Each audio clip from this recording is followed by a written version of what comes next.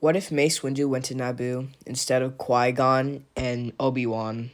Qui-Gon and Obi-Wan and Anakin were in the council chambers, and the council just tested Anakin. He succeeded, but he was too old, and they sensed darkness within him. The council told Qui-Gon that the boy would not be trained, but Qui-Gon kept insisting, and they said, we'll talk about it later, but now the queen needs help. She's leaving, she wants to go to Naboo, and she needs protection. And they originally assigned Qui-Gon and Obi-Wan, but Mace Windu sensed something dark was going to happen, and he insisted that he should go, and the council accepted. Right after Mace Windu left, Qui-Gon was begging the council, and he had a private chat with Yoda, and after much discussion, Yoda agreed. Meanwhile, Mace Windu was telling the decoy queen that he could only protect her and not start a war for her, and basically the Jar Jar Binks thing would happen. Mace Windu would start to despise him like everybody despises Jar Jar, and Jar Jar would secretly try to overthrow Mace Windu several times during the Clone Wars, but we're just on episode 1 still. The Gungan War would not be that great because Anakin was not there, so the Gungans would lose the war. Mace Windu and Padme would try to infiltrate the palace, and they would see Darth Maul. Mace Windu said, "I will take care of this Sith scum." That infuriated Darth Maul, and he only grew more powerful when he was infuriated. But Mace Windu defeated his master, so you know who the winner is. Mace Windu realized that Qui-Gon was right, and he would go back to the council and tell them.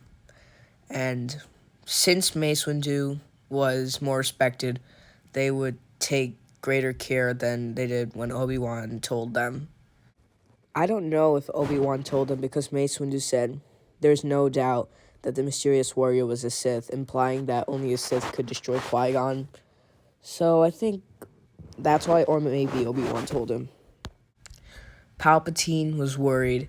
His apprentice was dead, and the second most respected person in the council told them, so they would take greater care.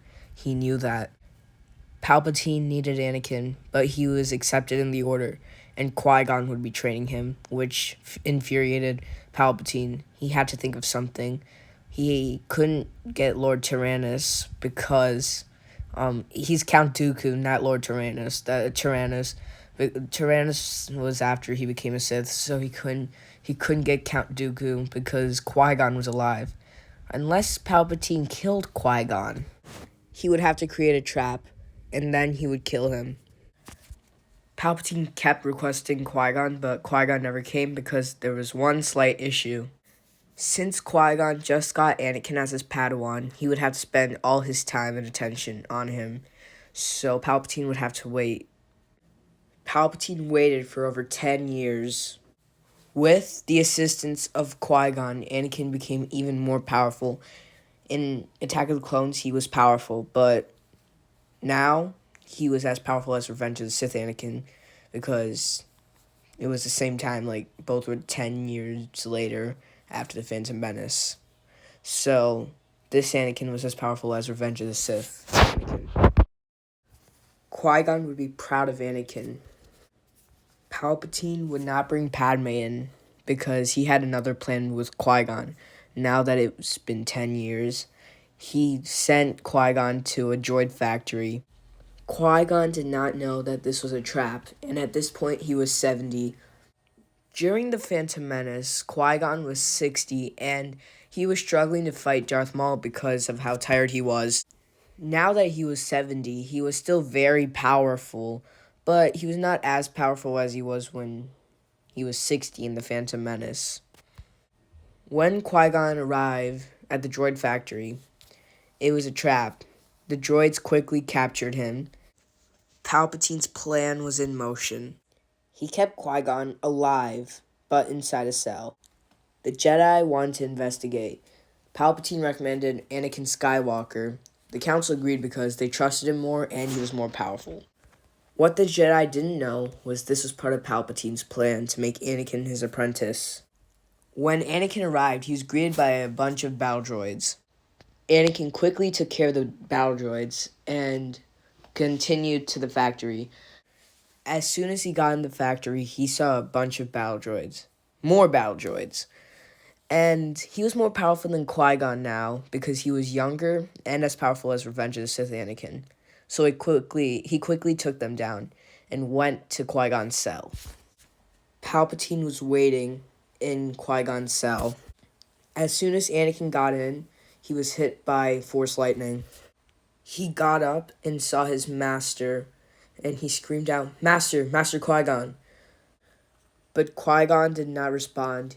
He couldn't talk. He was kind of asleep, but he was tortured, so he fainted.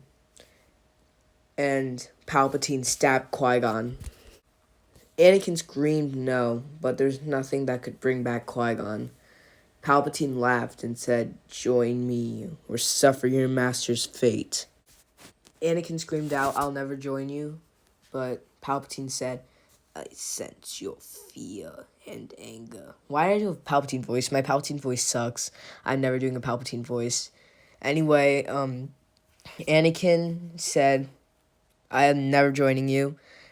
Palpatine just smiled and said, "If that's your wish." Why did I do it again? Then he electrocuted Anakin. Anakin quickly pulled out his lightsaber, and so did Sidious. Sidious was a master of all 7 forms, and Anakin was only a master of the 5th form. Anakin ran for Sidious, but Sidious simply just dodged. And then Anakin swung again, and Sidious hit him with Force lightning, sending Anakin back. He hit Anakin with Force lightning again, but this time it was more powerful, just to knock him unconscious. He needed Anakin alive. He needed his potential. He needed him to carry on the Sith. Legacy. Anakin was captured. The Chosen One was captured, and he had nothing to do but sit in his cell on Palpatine's ship.